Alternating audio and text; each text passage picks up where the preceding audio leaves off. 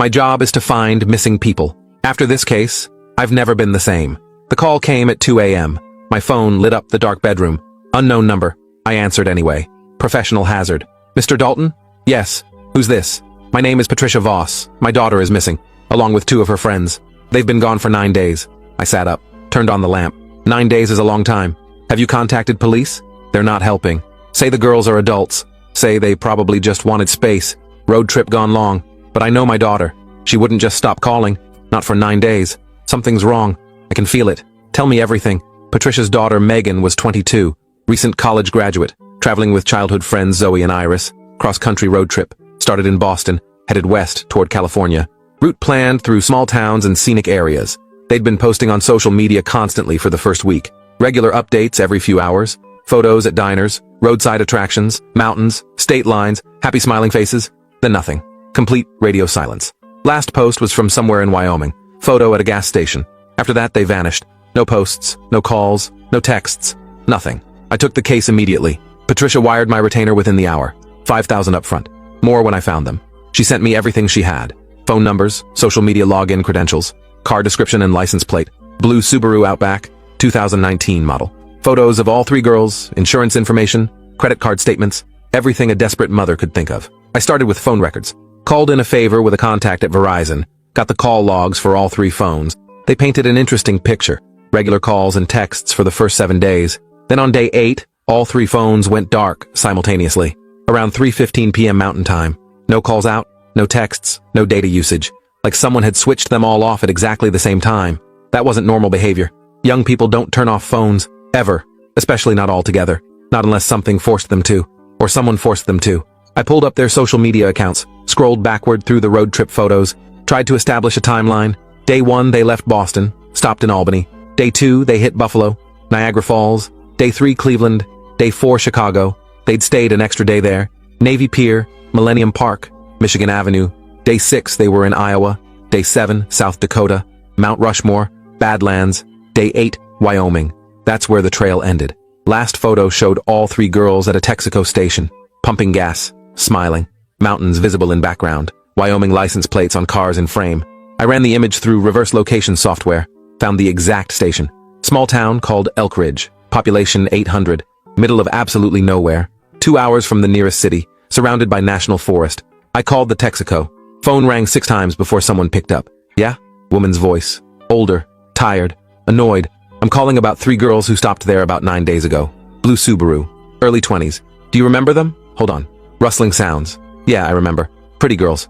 City girls. Not from around here. What about them? Did they seem okay when they left? Any problems? Any men bothering them? They seemed fine. Bought snacks, filled up, asked me about the scenic route west. Which road was prettiest? I told them Highway 16. Goes through the mountains. Beautiful views. She paused. Why? What happened to them? They're missing. Haven't been heard from since they left your station. Oh God. The woman's voice changed. Became worried. I knew something felt off. What felt off? Can't explain it. Just a feeling. Like someone was watching them. Watching the station. I looked around but didn't see nobody. Probably just me being paranoid. Did you see their car leave? Which direction? West. Toward the highway. Like I told them. Was anyone following them? Not that I saw, but like I said, I had a feeling. I thanked her and hung up. Pulled up Highway 16 on Google Maps. Long, desolate stretch. Winding mountain road cutting through forest. Very few towns. Even fewer services. Cell towers were sparse. Perfect place for something bad to happen. Perfect place to disappear. I packed my gear that night. Laptop, camera, recording equipment, weapon. License to carry in most states, including Wyoming. Drove out first thing in the morning. 12-hour drive from my office in Chicago to Elk Ridge, Wyoming. Arrived just after dark. Town was dead. Looked abandoned almost. 1 motel with a flickering vacancy sign. 2 restaurants both closed. Texaco station still open. That was it. I checked into the motel. Room smelled like decades of cigarette smoke and mildew. Bed sagged in the middle. Carpet was stained. TV was ancient. Didn't matter. I wasn't here for comfort. Morning came cold and gray. Temperature had dropped to 38 overnight. I could see my breath. Went to the Texaco first thing. Same woman working the counter. She recognized me immediately from my voice. You're the one who called. About those girls. That's me. Thomas Dalton. Private investigator. She studied me. Looked me up and down. Assessing. You think something bad happened to them? I think they didn't just stop calling their families for no reason. She nodded slowly. My name's Dorothy. Been running this station 32 years. Seen a lot of people come through. Most keep going. Some don't. What do you mean some don't? Dorothy lit a cigarette. Took a long drag. This area, these mountains. Things happen out here. People disappear. Happens more than you'd think. How often? She shrugged. Once every few years, maybe. Usually hikers, campers, folks who go off trail and get lost. But sometimes it's different. Different how? She leaned closer, lowered her voice even though we were alone. Sometimes it's not an accident. I felt my stomach tighten. You think someone's taking people? I think these mountains are big. Lots of places to hide. Lots of folks living off-grid. Some of them. She paused. Some of them ain't right in the head. Has anyone reported this? To police? She laughed. Bitter sound. Police around here are worthless. Sheriff's department covers 3 counties. Got maybe 6 deputies for hundreds of square miles. They don't care about missing outsiders. Got their hands full with local problems. I need to drive Highway 16, retrace their route. You be careful out there, Dorothy said. Cell service drops after 5 miles. Radio goes to static. You break down, you're on your own. Could be hours before another car comes by. I'll be careful. I left. Got in my car. Headed west on Highway 16. The road was narrow. 2 lanes. No shoulder. Trees pressed close on both sides. Dense forest. Pine and aspen. Mountain peaks visible through gaps. Beautiful in a desolate way. I drove slowly, watching for anything unusual. Skid marks, debris, signs of an accident. Mile 5, the cell signal died. Just like Dorothy said. No bars. No service. Radio turned to static between stations. I was completely cut off. Mile 10, I started seeing tire marks. Lots of them. From many different vehicles over time. Nothing unusual. Mile 15, the road climbed. Switchbacks carved into mountainside. Steep drop-offs with no guardrails. Mile 20, I saw them. Fresh skid marks. Dark rubber burned into asphalt. They curved sharply, led straight toward the shoulder, toward the drop-off. I pulled over immediately, got out, examined the marks. Definitely fresh. Within the past 2 weeks. The pattern showed sudden braking, hard braking, panic braking, then swerving, like trying to avoid something, or someone. The marks ended at the shoulder. I walked to the edge, looked down. Steep embankment, maybe 60 feet. Heavy tree cover below, thick undergrowth, hard to see bottom. But I could see broken branches, disturbed foliage. Something large had gone down there recently. I grabbed my flashlight and camera, started climbing down. Rocks were loose, shifted under my feet. Trees provided handholds. I descended carefully, took 10 minutes to reach the bottom, and there it was. Blue Subaru Outback, license plate matched. Megan's car. Front end was completely destroyed. Wrapped around a massive pine tree, windshield shattered, hood crumpled, airbags deployed. Both front doors were open, back doors closed, nobody inside. I approached carefully, documented everything with my camera, examined the exterior first. Damage was severe but not catastrophic. Survivable crash. The airbags had deployed properly. Seatbelt marks on the seats showed they'd been worn. These girls should have walked away, maybe injured but alive. I checked the interior. Blood on the driver's seat, not much. Smear on the headrest, another smear on the steering wheel. Passenger side had blood too. On the door handle, the dashboard, like someone with a bloody hand had touched them. Back seat was empty, clean. Personal items were scattered everywhere. Phones, 3 of them, all dead. I collected them, evidence. Wallets were still there. Driver's licenses showed Megan, Zoe, and Iris. Credit cards, cash, over $300 between them. Nobody takes phones and wallets when fleeing a crash. Not unless they can't. Not unless someone stops them. I searched the cargo area. Suitcases were still packed. Clothes, toiletries, laptop, camera, everything you'd expect from a road trip. Nothing missing except the girls themselves. I climbed out, walked around the crash site, looking for footprints, signs of where they went. Found them quickly. Drag marks in the dirt, multiple sets, leading away from the car, away from the road, deeper into the forest. Someone had pulled them out, pulled them away, against their will based on the marks. Heels dug in. Resistance. I followed the trail. It led 200 yards through dense trees. Then it reached a dirt road. Narrow, overgrown, barely visible. But there. Tire tracks in the mud. Large vehicle. Truck probably. Heavy tread pattern. The tracks headed north, away from the highway, deeper into the mountains, into the national forest.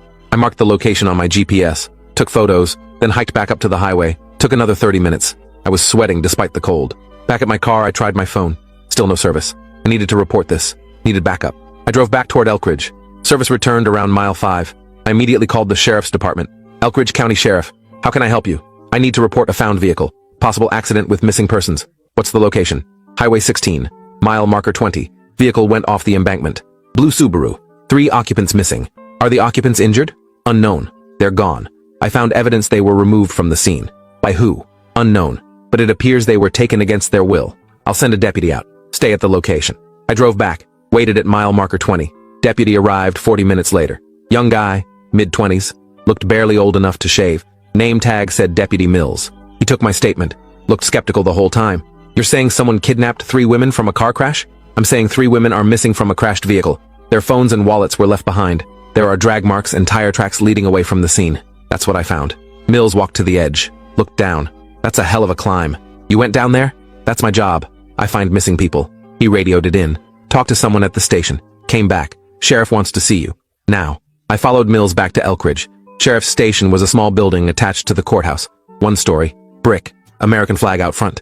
Inside was cramped. 3 desks, filing cabinets, coffee pot. Sheriff was older. 50s maybe. Gray hair, thick mustache. Name tag said Sheriff Ryland. Mr. Dalton. I'm told you found a crashed vehicle. That's correct. With 3 missing occupants. Yes. 3 women from Boston. On a road trip. Been missing 9 days. Families hired me to find them. Ryland leaned back in his chair. And you think someone took them from the crash site? Evidence suggests it. Why would someone do that? That's what I intend to find out. Ryland was quiet for a moment. Then, Mr. Dalton, I appreciate your concern, but this is police business now. We'll handle the investigation. I found them. I'm not backing off. You don't have a choice. You're a civilian. No jurisdiction here. This is my county. My case. You need to step back. Let us do our jobs. I wanted to argue. Wanted to tell him about Dorothy's warnings, about people disappearing, about the drag marks and tire tracks. But his expression made it clear. He didn't want my help. Didn't want an outsider involved. Fine. I'll step back. But I'm staying in town. Those families hired me. I owe them answers. Do what you want. Just stay out of our way. I left. Drove back to the motel. Called Patricia. Told her what I'd found. She broke down crying. Is she alive? Are they alive? I don't know. But I'm going to find out. The sheriff won't let me work officially. But I'm not leaving until I have answers. Thank you. Please, please bring her home. I'll do everything I can. That night I couldn't sleep. Kept thinking about those drag marks, those tire tracks. Someone local probably. Someone who knew that stretch of road, who maybe caused the crash deliberately, who waited for victims. I pulled up property records for the area, looking for homes near that dirt road. Found 3. 1 was abandoned, foreclosed 2 years ago. 1 belonged to an elderly couple, unlikely suspects. 3rd one was registered to Leonard Voss. No other information, just a name and deed. I ran Leonard Voss through every database I had access to. Found a driver's license. Age 53. No criminal record, no arrests, no warrants. Clean on paper. But that didn't mean anything. Plenty of monsters have clean records until they get caught. I pulled up satellite imagery of his property. Remote location. 10 miles off the highway. Surrounded by forest. Large house. Several outbuildings. No visible neighbors. Perfect isolation. Perfect privacy. I needed to check it out, but carefully. Couldn't just drive up.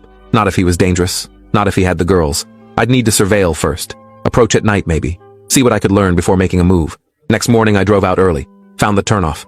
Unmarked dirt road exactly where the tire tracks had led. I parked my car a mile back. Hidden off the main road in trees. Grabbed my camera and binoculars. Started hiking. The dirt road was rough, full of potholes and ruts. Hadn't been maintained in years, but fresh tire tracks were visible. Recent use. I stayed off the road. Moved through trees parallel to it. Slower, but safer. Took an hour to cover 2 miles. Then I saw the house. Old farmhouse, 2 stories. White paint peeling. Windows dark, looked abandoned from a distance, but there was smoke rising from the chimney. Someone was home. I circled wide, found a position uphill with clear sight lines, set up my camera with telephoto lens, settled in to watch. Hours passed. Nothing happened. No movement, no vehicles, just smoke from the chimney. Around noon, a truck appeared, coming up the dirt road. Old Ford F-250, rusted, dirty. It pulled up to the house. Man got out, tall, heavy build, wearing work clothes. He went inside. Came out 20 minutes later carrying something. Garbage bags. He threw them in the truck bed, drove away. I waited until he was gone, then moved closer. Approached the house from behind. Stayed low, used outbuildings for cover. Got within 50 yards. The house was bigger up close. 2 stories. Full basement based on the foundation. Multiple entrances. Main door, back door. Basement access maybe. I watched for another hour. No movement inside. No lights. No sounds. The man didn't return. This was my chance. I approached the house carefully. Tried the back door first. Locked. Windows were boarded from inside. Couldn't see in. Couldn't open them. I circled around. Found a basement window. Small. Half hidden by overgrown bushes. It wasn't boarded. Wasn't locked. Just slightly open. I knelt down. Peered inside. Darkness. Complete darkness. I listened. Heard nothing. This was a bad idea. I knew it was a bad idea. But those girls might be inside. Might need immediate help. I couldn't wait for the sheriff. Couldn't waste time getting warrants. I had to know now. I opened the window wider. It creaked. Loud in the silence. I froze. Waited. No response from inside. I squeezed through. Tight fit. My shoulders barely made it. I dropped down. 5-foot drop. Landed on concrete. Cold concrete. My flashlight barely cut through the darkness. Basement was huge. Divided into sections. Storage area immediately around me. Boxes stacked. Old furniture covered in sheets.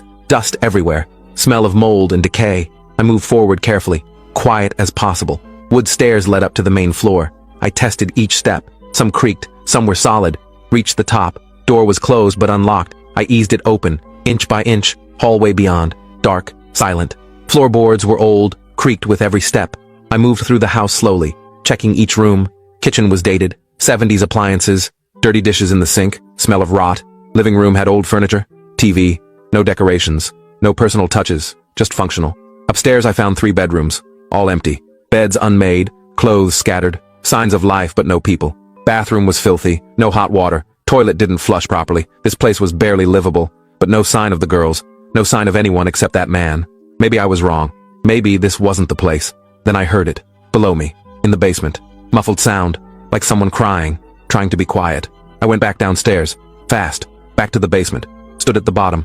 Listened. The sound came again. Definitely crying. But where? I searched the basement. Shined my flashlight everywhere. Nothing. Just storage. Just junk. But the sound continued. Behind the walls. I examined every wall. Knocked on them. Listening for hollow spaces. Found it. North wall. Sounded different. Hollow. Hidden room maybe. I pushed on the wall. It didn't move. Pulled at the edges. Found a seam. Hidden door. Concealed panel. I worked it. Took 5 minutes to figure out the mechanism. Finally it opened. Narrow passage beyond. Leading down. Deeper underground. My heart was racing. This was it. This was where he kept them. The passage was tight. Dirt walls. Wooden support beams. Low ceiling. I had to crouch. Flashlight beam bounced off walls. 20 feet down it opened into a room. Carved into earth. Reinforced with old timber. And inside, the girls. All 3. Megan, Zoe, Iris. Tied to chairs. Gagged. Clothes dirty and torn. Faces bruised. Eyes wide with terror. Oh my God. I rushed forward. Are you hurt? Can you move? They nodded frantically. Tried to speak through gags. I'm Thomas Dalton, private investigator. Your family's hired me. I'm getting you out of here. I pulled out my knife. Started cutting Megan's ropes. They were thick. Took time. Behind me I heard movement. The passage entrance went dark. Someone blocking the light. I turned. Man stood there, the same one from this morning. Tall, heavy, holding a shotgun, pointed directly at me. Don't move. I froze. Knife in hand. Couldn't fight a shotgun. Not at this range. Who the hell are you? My name is Thomas Dalton. I'm a private investigator. These girls' families hired me to find them. The man laughed. No humor. Just cold menace. Private investigator. Came here alone. Into my house. Bad decision. Put the knife down. Now. I hesitated. Calculated odds. All bad. Put it down or I shoot you. Then I shoot them. Won't matter to me. I dropped the knife. Good. Now turn around. Hands behind your back. I complied. Had no choice. He approached. Kept the shotgun pressed against my spine. Pulled out zip ties. Industrial strength. Bound my wrists. Tight. Too tight. Cutting off circulation. Then he pushed me toward the corner. Sit down. I sat. He kicked me. Hard. In the ribs. I gasped. Stay there. He kept the gun on me. Looked at the girls. You brought him here. Let him write to me. Thought you were smart. Megan shook her head violently. Tried to speak through her gag. He ignored her. Turned back to me. You have a phone? Left pocket. He searched me roughly. Found my phone. Looked at it. Then smashed it against the wall. Screen shattered. Useless. Anyone know you're here? No. He smiled. Good. He left. Locked the passage door behind him. Heavy metal bolt sliding into place. We were trapped. Underground. No way out. I looked at the girls. Really looked at them. Megan had bruises covering her face. Black eye. Split lip. Dried blood on her chin. Zoe's left arm was wrapped in filthy cloth. Hung at wrong angle. Broken. Iris seemed physically okay, but was shaking uncontrollably. Shock. How long have you been here? I asked quietly. Megan made muffled sounds. Gestured with her head toward her gag. I scooted closer. Awkward with bound hands. Managed to pull down her gag with my fingers. She gasped. Sucked in air. 9 days. He took us the day we crashed. Crashed? We didn't crash. He ran us off the road. Big black truck. Came up behind us on that mountain highway. Rammed us. Zoe was driving. She tried to avoid him. We went over the edge. Hit that tree. We were dazed. Hurt. Then he was there. Dragging us out of the car. We fought. Tried to run. He was too strong. Had help too. His brothers. They brought us here. Threw us in this room. We've been here ever since. Why? What does he want? Megan's eyes filled with tears. I don't know. He barely speaks. Brings us food once a day. Water. That's it. Just watches sometimes. Stands there for hours. Just staring at us. We tried to escape twice. First time we almost made it to the passage. He caught us. Hurt Iris. Hit her. The second time Zoe tried to fight him. He broke her arm. Said next time he'd kill one of us. We haven't tried since. What about his brothers? Haven't seen them since the first day. Just him now. But we hear him talking to them sometimes. Upstairs. on the phone, planning something. Something about payment, about delivery. What kind of payment? Delivery where? Megan shook her head. We don't know. But it sounds bad. Like he's selling us. Oh God. I worked at my zip ties. Pulled. Twisted. They cut into my skin. Drew blood. Didn't budge. Plastic. Industrial strength. Needed a knife. Needed something sharp. I looked around the room. Bare earth walls. Wooden support beams. 4 chairs. Rope. Nothing useful. Nothing sharp. Nothing to cut with. We need to get out before he comes back. Before his brothers arrive. Megan shook her head. We can't. He'll hear us. The passage is the only way. And it's locked. Has to be another way. Always is. I studied the room more carefully. The support beams holding up the ceiling. Old wood.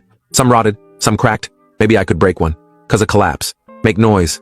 Someone might hear. No. Too dangerous. Could kill us all. The door itself. Metal. But the frame was wood.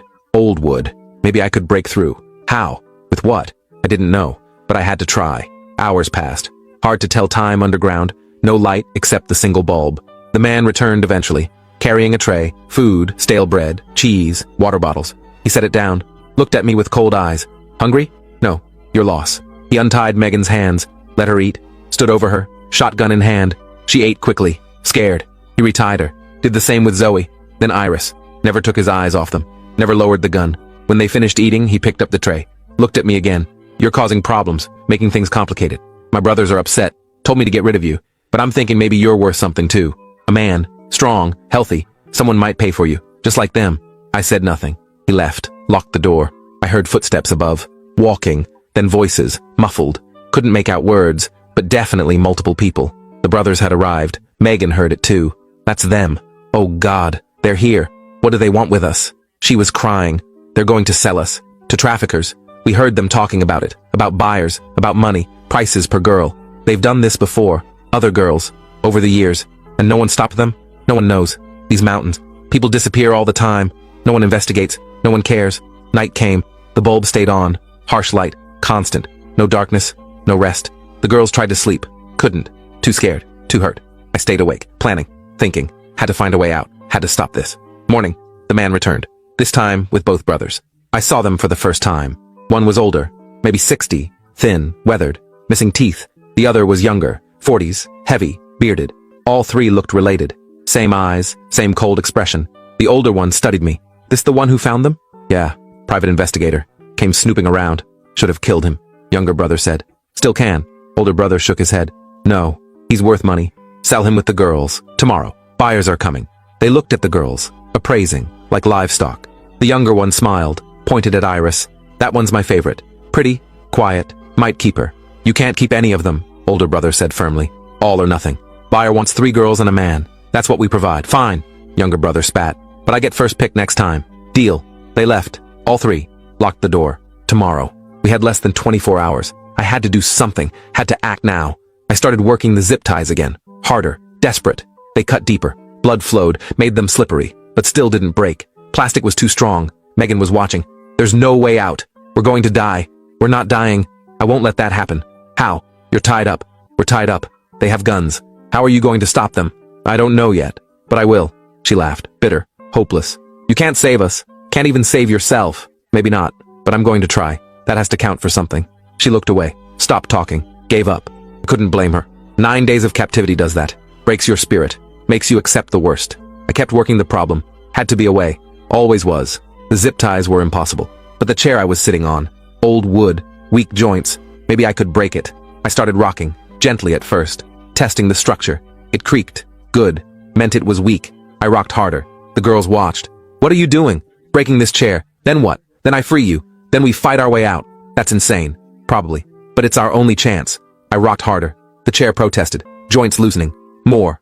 Harder. One of the legs cracked. Almost there. Again. The leg broke completely. Chair collapsed. I fell hard. Chains still attached, but chair was broken. I could move now. Awkward. Chair pieces hanging from my wrists, but mobile. I stood. Went to Megan. Used broken chair pieces as leverage. Worked her ropes. They were tight. Took time. My fingers were numb. Bleeding. But slowly they loosened. Came free. She gasped. Rubbed her wrists. Helped me with Zoe. Then Iris. We were all free. Now the door. Wood frame. Metal door. Locked from outside. I rammed it with my shoulder. Pain exploded through my arm. Door. Didn't budge. Again. The frame cracked. Good. Again. More cracks. One more time. The frame splintered. Door broke open. We stumbled into the passage, started climbing, reached the basement, kept going, through the house. Everything was dark, silent. Had they left? Were we alone? We reached the front door. I tried the knob, locked, deadbolt. Needed a key, back door, same thing, locked. We were trapped. Windows were all boarded from inside, couldn't get through. Then lights blazed on, blinding. All three men stood in the hallway, blocking both exits, shotguns raised. Going somewhere? Older brother asked. We froze. Run, I shouted. Where? Just run. We scattered. Girls went toward the kitchen. I went toward the older brother. He fired. Missed. I tackled him. We went down hard. Gun flew from his hands. Other brothers were shouting, chasing the girls. I grabbed the shotgun, aimed at younger brother. He stopped. Hands up. Don't shoot. Where are the girls? Kitchen. Back door. It's locked. I backed toward the kitchen, keeping the gun trained on them. Found the girls. They were trapped. Door locked. No key. Window. I pointed. Break it. We don't have time. Iris grabbed a chair. Threw it. Glass shattered. She climbed through. Cut herself. Didn't care. Zoe followed. Then Megan. I went last. Behind me, the brothers were coming. I fired. Blast hit the door frame. Bought seconds. Climbed through. We were outside. Cold night air. Freedom. Run, I shouted. Where? Anywhere. Just away from here. We ran blindly. Into darkness. Forest surrounded the house. Thick trees. No moon. Couldn't see. Didn't matter. Just ran. Behind us shouting. Flashlights. They were coming. We crashed through undergrowth. Branches whipped faces. Roots caught feet. Megan tripped. I pulled her up, kept going. Zoe was falling behind. Broken arm made her slow. Iris helped her. We ran together. The lights were gaining. Voices closer. They knew these woods. We didn't. They'd catch us. I saw a ravine ahead. Deep. Water at bottom. Only option. Jump. I grabbed Megan's hand. What? Trust me. Jump. I pulled her over the edge. We fell. Seemed like forever. Hit water hard. Cold. Shocking. Current immediately grabbed us. Pulled us downstream. Fast. I held Megan's hand. Surfaced. Gasped. Zoe and Iris hit the water nearby. Current took them too. We were swept away. Couldn't control direction. Just held on. Tried to keep heads above water. The cold was brutal. Numbing. Exhausting. But behind us, the lights were fading. Voices growing distant. We were escaping. The river carried us for what felt like miles. Finally, the current slowed. We grabbed onto rocks, pulled ourselves to shore, collapsed, shaking, soaked, freezing, but alive. We made it. Megan gasped. We're out. Not yet. I managed to stand. They'll follow the river. We need to keep moving. I can't, Zoe said. My arm, I can't walk. You have to. We all have to, or they'll find us. I pulled her up. We walked, stumbled, through forest, away from the river. No idea where we were going. Just away. Dawn came slowly. Gray light through trees. We found a dirt road, followed it, walked for an hour, maybe more. Finally heard an engine, truck coming. I stepped into the road, waved, prayed they'd stop. The truck stopped. Window rolled down. Old man, weathered face, kind eyes. You folks need help? Yes. Police. Hospital. Please. He reached for his phone, already dialing. Sheriff Ryland arrived with 3 deputies. Ambulances came. Paramedics wrapped us in blankets, treated injuries. The girls were taken to the hospital immediately. I stayed, gave my statement, told Ryland everything. The house, the underground room, the 3 brothers, the plan to sell us. He listened, face hardening. Why didn't you call us? Tell us where you were going? No cell service. And I didn't know for sure they were there. Had to confirm first. That was reckless. Those men could have killed you. Almost did. But we got out. And now you know where they are. Ryland organized a response. 20 deputies. SWAT team from the next county. Dogs. They surrounded the property by noon. Found the house. Executed a warrant. The place was empty. Brothers were gone. Fled during the night. Underground room was still there. Blood. Ropes. Evidence of captivity. But no suspects. They'd vanished completely. Manhunt began immediately. Roadblocks. Alerts. FBI got involved. Federal charges. Kidnapping. Human trafficking. The investigation lasted weeks. Found the brothers' identities. Leonard, Raymond, and Carl Voss. Local family. Grandfather had owned the property for 50 years. They'd been living there their whole lives. Off-grid. No utilities. No internet. No paper trail. Records showed they'd had trouble before. Leonard had been arrested twice. Once for assault. Once for stalking. Charges dropped both times. Victims refused to testify. Raymond had no record. But neighbors reported suspicious behavior. Young women visiting the property. Never seen leaving. Carl was the worst. Registered sex offender. Served 6 years for assault on a minor. Released 8 years ago. Moved back to the family property. Supposed to check in with authorities. Never did. Nobody followed up. The pattern was clear. They'd been doing this for years. Taking women. Selling them. The evidence was overwhelming. Investigators found records, names, dates. At least 12 women over 15 years. Most were never reported missing. Drifters. Runaways. Women no one looked for. But the Voss brothers were never caught. Despite the manhunt. Despite the alerts. They disappeared into the mountains. vanished like ghosts. Warrants were issued. FBI put them on the most wanted list. Rewards offered. Nothing. Months passed. Then a year. No sightings. No leads. Nothing. The girls recovered slowly. Physically, their injuries healed. Broken bones mended. Cuts became scars. But mentally, the damage was deeper. PTSD, nightmares, anxiety, depression. Megan couldn't sleep without lights on. Every shadow made her jump. Every male voice made her flinch. She dropped out of school, moved back home, started therapy 3 times a week. Zoe finished her degree, became a therapist herself, specializing in trauma survivors, helping others process what she'd lived through, turned her pain into purpose. Iris was the quietest, stopped talking for 2 months after the rescue. When she finally spoke again, her voice was different, harder. She wrote a book about the experience, changed names, altered details, but told the story. It became a bestseller. She donated all proceeds to organizations fighting human trafficking. I wasn't much better off. The case broke something in me, shattered my confidence, my sense of safety. I couldn't work anymore. Every case reminded me of those 9 days. Every desperate family made me see Megan's face, Zoe's broken arm, Iris's terror. I'd failed them. That's how I saw it. I'd gotten captured, made things worse. They'd escaped despite me, not because of me. The nightmares started immediately. Every night I was back in that room, chained to that chair, helpless while the brothers decided our fate. I'd wake up gasping, covered in sweat, hands shaking. It took months before I could sleep through a night. Even then, the dreams persisted. Quieter, less frequent, but always there. I sold my business. Couldn't keep running it. Couldn't focus. Couldn't maintain client relationships. Other investigators bought me out, gave me enough to live on for a while. I moved cities, left Chicago, went to Portland, thought distance might help. It didn't. The ghosts followed. I started drinking. Not heavily at first. Just enough to quiet the thoughts, to dull the memories. But it escalated. 1 drink became 3. 3 became 6. 6 became blackout. I lost time. Days disappeared. I'd wake up not knowing where I'd been, what I'd done, who I'd talked to. Hit rock bottom at a bar in Southeast Portland. Started a fight with someone. Don't remember why. Don't remember who. Police arrested me. Public intoxication. Assault. Spent 3 days in county jail. That's when I realized I needed help. Real help. Checked into rehab. 30-day program. Detox. Therapy. Group sessions. It was brutal. Facing yourself. Facing what you've become. But necessary. I came out different. Not healed, but functional. Started attending AA meetings 3 times a week, then daily. Needed the structure, the accountability, the reminder that I wasn't alone in this struggle. Got a job, nothing fancy. Warehouse work, loading trucks, physical labor, mindless. Let me think, let me process, let me heal in increments. Met a therapist, Dr. Reynolds, older woman, specialized in PTSD, trauma recovery. She didn't judge, didn't push, just listened. Let me talk when I was ready. Helped me understand what happened wasn't my fault. That I'd done everything I could. That survival was its own kind of victory. Took a year before I believed her, before I stopped blaming myself, stopped seeing myself as a failure, started seeing myself as a survivor. Patricia stayed in touch, called every few months, checking in, thanking me. I saved her daughter, brought her home. That meant everything. I had trouble accepting gratitude, felt like I didn't deserve it, but she insisted. You gave us back our lives, gave Megan a future. That's everything. How is she? Getting better. Slowly. Started dating someone. Planning to go back to school. She's going to make it. I'm glad. You should visit sometime. She'd like to see you. Maybe. Someday. I never did visit. Couldn't face Megan. Couldn't look her in the eye knowing I'd failed to protect her. That she'd suffered because I'd been captured. That she'd saved herself while I sat chained to a chair. Illogical thinking. Dr. Reynolds called it survivor's guilt. Said it was normal. Said I needed to forgive myself. Easier said than done. 2 years after the case, I was working night shift at the warehouse. Loading pallets. Radio playing classic rock. Routine. Normal. Then I saw him. On the break room TV. News segment. Manhunt continues for Voss brothers. Still at large. Considered armed and dangerous. Leonard's face filled the screen. Those cold, dead eyes. That expression of barely contained violence. I had to sit down. Couldn't breathe. Panic attack. Co-worker called supervisor. They sent me home. Told me to take a few days. I drove home shaking.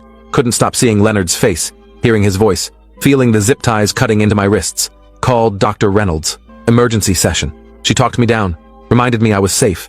That Leonard was far away. That he couldn't hurt me anymore. But he was still out there. Still free. Still hunting. That knowledge haunted me. 3 years later I got a call. Unknown number. I almost didn't answer. But something made me. Hello, Mr. Dalton? Yes. Who is this? This is Agent Frank Morrison, FBI. We spoke briefly during the Voss investigation. I remember. We've had a development. In the case. My heart stopped. You found them? One of them. Leonard Voss was killed in a shootout with police in Montana 3 days ago. He'd been living under an assumed name, working at a ranch. Someone recognized him from wanted posters. Called it in. Local sheriff responded. Leonard fired on them. They returned fire. He didn't survive. What about the other two? Raymond and Carl? Still at large. But we're following leads. Think they might be together, hiding somewhere in Canada. We'll find them. Thank you for telling me. How are you doing, Mr. Dalton? I know the case affected you. I'm managing. Getting better. Good. You're a hero. You know that? You saved those girls. Gave them their lives back. I don't feel like a hero. You should. What you did took courage. Took sacrifice. Don't diminish that. I hung up. Sat in silence. Leonard was dead. 1 down. 2 to go. It should have brought relief. Closure. But it didn't. Because Raymond and Carl were still out there. Still free. Still dangerous. And I couldn't do anything about it. 4 years after the case, I attended Megan's wedding. She'd invited me. Insisted I come. Said I was part of her story. Part of her survival. I almost didn't go. Almost made excuses. But Zoe called. Convinced me. She needs to see you. Needs to thank you properly. Needs closure. We all do. So I went. Small ceremony. Outdoor venue. Mountains in the background. Ironic given everything. But beautiful. Megan looked radiant. Happy. Healed. She saw me. Ran over. Hugged me tight. Thank you. For everything. For saving my life. I didn't save you. You saved yourself. We saved each other. She pulled back. Looked me in the eye. I mean it. Thank you. You came when no one else did. You risked everything. That matters. I nodded. Unable to speak. Zoe was there. Iris too. We sat together during the ceremony. Watched Megan marry a good man. Someone who knew her story. Who loved her anyway. Who helped her heal. At the reception, Zoe told me about her practice. Thriving. Helping dozens of trauma survivors. Making a real difference. Iris had written a second book. Fiction this time. Thriller about human trafficking. Using her platform to raise awareness. Both were channeling their trauma into purpose. Into helping others. Into making sure what happened to them didn't happen to anyone else. What about you? Zoe asked. How are you? I'm okay. Working. Sober. Seeing a therapist? That's good. Are you back to investigating? No. Couldn't go back to that. Couldn't put myself in that position again. Understandable. Trauma changes you. Changes what you can handle. You found us. Brought us home. That's enough. You don't owe anyone anything else. Maybe. But I still feel like I failed you. Like I should have done more. Prevented it entirely. Zoe shook her head. You didn't fail us. You succeeded. We're alive because of you. All 3 of us. We have lives, futures, families. That's because you didn't give up. Because you came for us. That's success, not failure. Her words helped. More than she knew. Gave me perspective I'd been lacking. Let me start forgiving myself. Start accepting that survival was enough. That I'd done what I could. 5 years after the case, I got another call. Agent Morrison again. We found them. Raymond and Carl Voss. Where? Northern Canada. Living off-grid. Tips led us to them. Canadian authorities arrested them yesterday. They're being extradited. We'll face trial in Wyoming. Thank you for telling me. Thought you'd want to know. There's more. What? They had evidence. Documentation. Of other victims. 12 women total over 18 years. Some bodies were recovered. Others are still missing. But we have names now. Families can have closure. My God. It's over now. They're going to prison. Federal charges. Life sentences. They'll never hurt anyone again. I hung up. Felt strange. Empty. This should have been the moment. The closure I'd been seeking. Justice served. Bad guys caught. But it didn't feel like victory. Just felt like the end of a long nightmare. The damage was done. The women were dead. The survivors were scarred. Justice came too late. Always too late. The trial happened 6 months later. I didn't attend. Couldn't face them. Couldn't sit in that courtroom and see their faces, hear their voices, relive that underground room. Megan, Zoe, and Iris all testified. Brave, strong, faced their captors in court, told their stories. The jury took 2 hours. Guilty on all counts. Raymond got life without parole. Carl got life without parole plus 50 years. They'd die in prison. Old men forgotten by everyone except their victims. Megan called me after sentencing. It's over. Really over. How do you feel? Relieved. Angry. Sad. All at once. But mostly just tired. I understand. You should be proud. You helped put them away. Your testimony mattered. Maybe. But it doesn't bring anyone back. Doesn't undo what happened. No. But it stops them from hurting anyone else. That has to count for something. It does. It really does. We talked for an hour. About healing. About moving forward. About finding peace with what happened. She'd found hers. Was building a life. Had a husband. A career. Plans for the future. I was still searching for mine. Still working through the trauma. Still fighting nightmares. But getting better. Slowly. Incrementally. One day at a time. 6 years after the case, I finally visited their graves. The 12 women Raymond and Carl had killed. Their bodies had been recovered. Identified. Returned to families. Most were buried in small cemeteries across multiple states. I visited them over 2 weeks. Drove from grave to grave. Paying respects. Apologizing. I'm sorry. I'm so sorry I didn't find you. Didn't save you. Didn't stop them before they got to you. Each grave broke me a little more. Each name. Each date. Each life stolen. These women had families, had dreams, had futures, all taken by three monsters who faced no consequences for years. The system had failed them, failed to stop the Voss brothers, failed to investigate reports, failed to connect the patterns, failed to care about missing women from vulnerable populations. That failure cost 12 lives, maybe more. Bodies still unrecovered, women still missing, families still wondering. I couldn't save them, but I could remember them, could honor them, could make sure their stories weren't forgotten. I started a foundation, small, modest, funded by my savings and donations, focused on missing persons cases involving vulnerable populations, women, minorities, LGBTQ individuals, people the system overlooked, people who disappeared without investigation. We partnered with local police, offered resources, free investigation services, database tracking, anything to help find the missing before it was too late. The work gave me purpose. Let me channel my trauma into something constructive, something that might prevent another family from losing someone, another victim from suffering like Megan, Zoe, and Iris, another investigator from experiencing what I'd experienced. It wasn't redemption, wasn't healing, but it was something, a way forward, a reason to keep going despite the nightmares, despite the scars, despite everything. 7 years after the case, I finally slept through the night without dreaming, woke up naturally, refreshed, no panic, no terror, just peace. It was the first time since that basement, since those chains, since those 9 days. Dr. Reynolds called it a breakthrough, said I'd finally processed the trauma, integrated it into my story without letting it define me, said I was healing, really healing.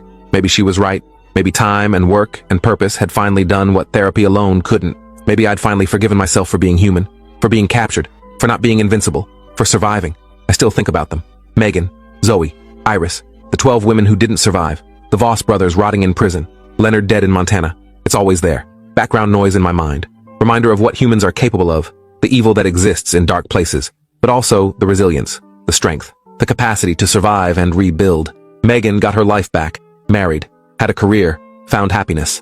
Zoe turned her trauma into a calling, helped others heal, made meaning from suffering. Iris used her voice, told stories, raised awareness, changed systems. They didn't just survive, they thrived. That's what I hold on to. That's what gets me through the hard days, the flashbacks, the moments when I'm back in that room, back in those chains, back in that helplessness. They made it, built lives worth living, found joy after horror. They can do that. If they can transform that experience into something productive, something meaningful, then maybe I can too. Maybe my scars can be reminders of strength, not failure. Maybe my nightmares can coexist with purpose. Maybe survival is enough. The case changed me, broke me, rebuilt me different. I'm not the same person who took Patricia's call 7 years ago. That version of me died in that basement. This version is quieter, more careful, more aware of human capacity for evil, but also more aware of human capacity for resilience, for healing, for hope. I don't investigate missing persons anymore. Can't. But I help those who do. Provide resources, funding, support. Make sure they don't face what I faced. Make sure they have backup, have tools, have protection. It's not the same, but it's enough. Has to be. Because some cases don't end. Some trauma doesn't heal completely. Some scars stay open, forever reminding you, forever warning you, forever changing you. This case, these girls, these 9 days, they're part of me now, permanent, unchangeable. I carry them every day, in my thoughts, my dreams, my decisions. They shaped who I became, for better or worse. I'm the man who found them, who saved them, who survived with them, and that has to be enough, because it's all I have, all any of us have, our survival, our scars, our story, and the choice to keep going despite everything, to build meaning from pain, to find purpose in trauma, to help others avoid what we endured. That's my life now, not what I planned, not what I wanted, but what I have, and maybe that's okay. Maybe survival is its own kind of victory. Maybe helping others is enough. Maybe peace isn't the absence of trauma, just learning to live alongside it, to carry it without being crushed by it, to remember without drowning in memory. 7 years later, I'm still here, still fighting, still trying, still healing in increments too small to measure but real, nonetheless. The Voss brothers took a lot from me, my career, my confidence, my sense of safety, but they didn't take everything. I'm still standing, still breathing, still trying to make the world safer than I found it, and maybe that's all any of us can do. Survive, remember, fight, help. One day at a time, one case at a time, one life saved at a time, until the nightmares fade, until the scars become stories, until the trauma becomes just another part of who we are, not all we are, just part, and maybe someday that'll be enough. Thanks for watching till the end. Make sure to subscribe and like to not miss the next story.